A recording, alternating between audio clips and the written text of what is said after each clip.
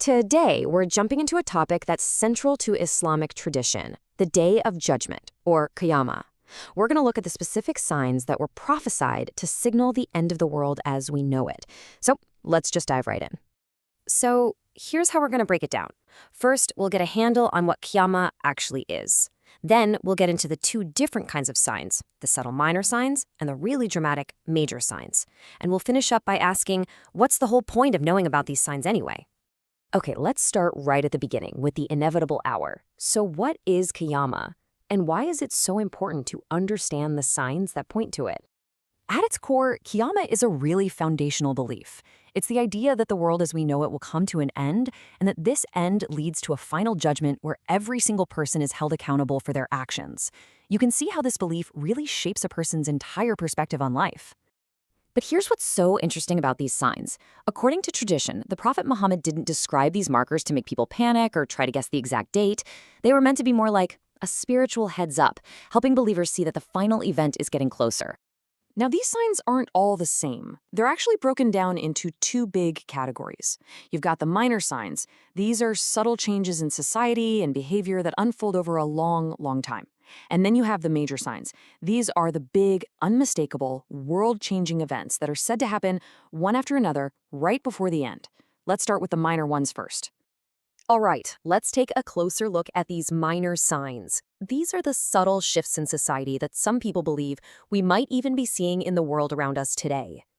You know, a lot of these minor signs point to a kind of breakdown in society. Things like a decline in real, meaningful knowledge, even as information is everywhere. Or, an increase in immorality that's not just happening, but is out in the open. And a growing economic gap, where more and more wealth ends up in the hands of very few people. And then there are other signs that feel a bit more personal and social. For example, have you ever just felt like time is flying by, just speeding up? Well, that's actually mentioned as one of the signs. Others include a breakdown in family structures, like children openly disrespecting their parents. And, interestingly enough, a competition to build taller and more luxurious buildings. Okay, now we're shifting gears in a big way. We're moving from those subtle changes to the absolutely undeniable. The major signs are on a whole different level, signaling that the final moments are here. Yeah, the biggest thing to understand here is the sheer scale. We're talking about cataclysmic, world-altering events.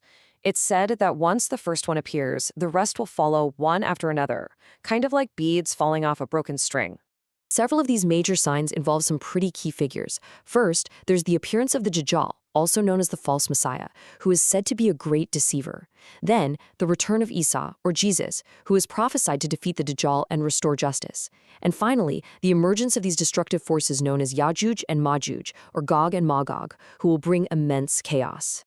And then you get to the signs that are just cosmic. We're talking about things that would change the fundamental laws of nature as we know it. This includes the sun rising from the west, and it's said that when that happens, the door for repentance closes. We also have the appearance of a creature called the beast from the earth, and a thick, suffocating smoke that will blanket the entire planet. So, after hearing about all of these incredible world-ending events, you might be asking yourself, okay, so what's the point of all this? And that brings us perfectly to our last section, a call to reflection. You know, this quote on the screen really gets to the heart of it all. This knowledge isn't meant to be some kind of scary checklist for the future. It's supposed to be a powerful, personal reminder for us to stop, look at our own lives, reflect on our actions, and focus on our spiritual growth. So if you boil it all down, the main takeaway is simple, but it's also incredibly profound. The focus isn't about trying to guess when the end of the world will be. It's all about using this knowledge to motivate us to live a better, more conscious, and more meaningful life right now, in this very moment. And that really leaves us with a pretty big question to think about. I mean, we all know our time is limited, right? So how does this knowledge of an ultimate end, whether it's our own or the end of everything, how does that shape the choices we make today?